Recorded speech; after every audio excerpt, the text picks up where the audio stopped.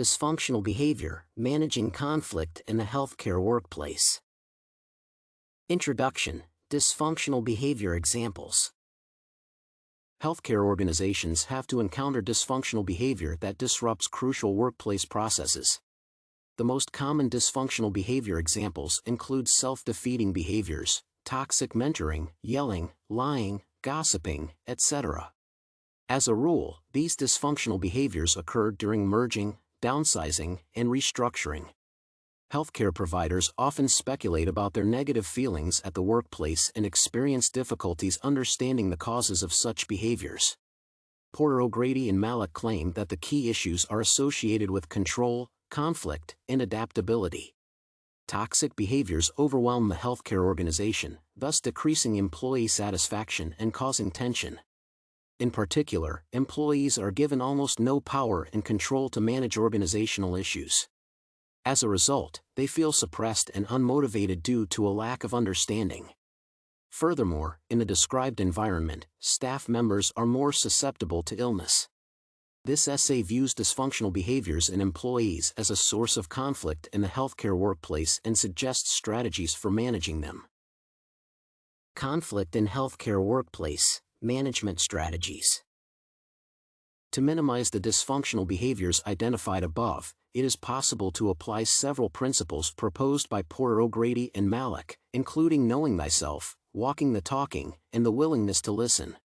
By using the specified tools, one will be able to create an environment that fosters collaboration, compromise, and efficient communication. As a result, a significant improvement in the management of dysfunctional behaviors can become a possibility.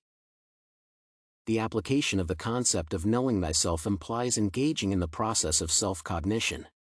As a result, the possibilities for regular self-appraisal are built. The identified change created the foundation for a successful self-monitoring process. Seeing that a larger amount of control is provided to the people whose behaviors disrupt the organization, the necessary principles of workplace conduct can be promoted to the employees in question successfully. Herein lies the significance of implementing the principle of knowing thyself in the organizational setting. Similarly, the importance of talking as a crucial strategy in avoiding and managing workplace conflicts must be mentioned. The identified approach implies keeping one's word and making sure that one's actions meet one's statements fully. The communication strategy based on walking the talk is bound to introduce the principles of transparency into the organizational environment and encourage the participants to share their knowledge and essential information. As a result, the members of the organization will understand each other's motivations and, thus, learn to find common ground so that a compromise can be reached and a decision that could satisfy the needs of all parties involved could be located. The significance of the walk the talk principle lies in the opportunities for building the atmosphere of trust and cooperation that it offers. Consequently, it must be used to not merely minimize the number of conflicts but to provide the staff members with an opportunity to learn essential lessons for their confrontations. It is important to show the target audience that conflicts can be used to build new and improved communication strategies by creating a positive environment for communication.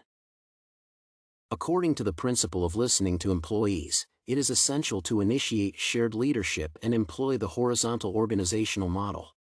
As stated by Holloway and Kusy, organizational-level strategies are rather conducive while reducing dysfunctional behaviors.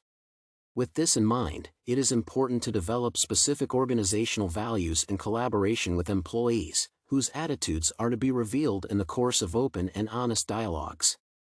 Perceiving every nurse as a potential source of information and as a unique person, the organization may significantly increase employee satisfaction levels. Conclusion. This essay has explored dysfunctional behavior examples and strategies for managing conflict in the healthcare workplace. Dysfunctional behaviors are maladaptive, which means that they disrupt the organization's daily operations. This type of conduct frequently occurs during organizational change. Therefore, healthcare organizations should utilize the outlined strategies to manage dysfunctional behavior among their workers to maintain employee motivation and well-being.